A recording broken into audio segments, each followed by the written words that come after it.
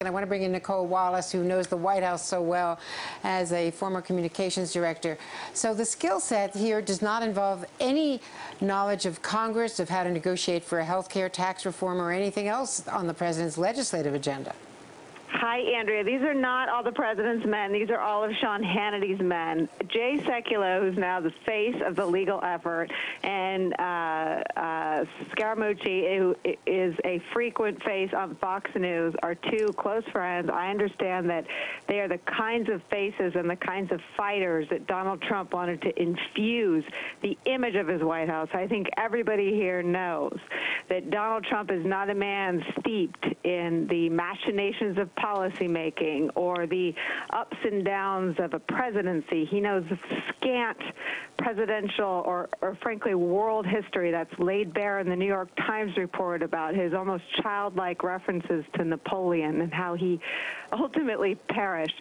This is about the president hiring better frontmen, the president continuing to be obsessed with how he's perceived on cable news.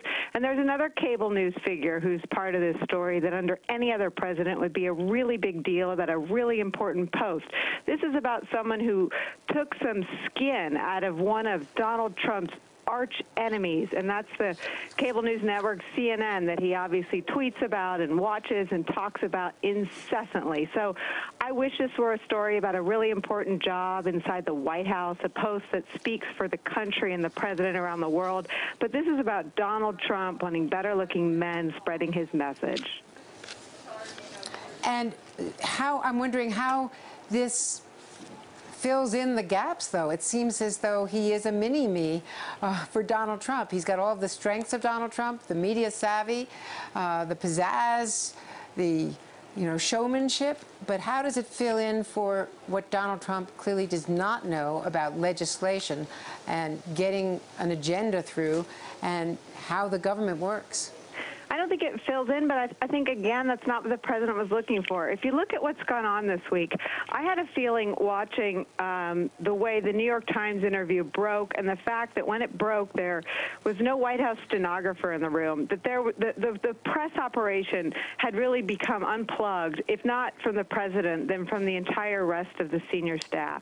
So I don't think that the president views the communications and press operation the way you just described it as one of the important pieces that supports and bolsters the legislative agenda.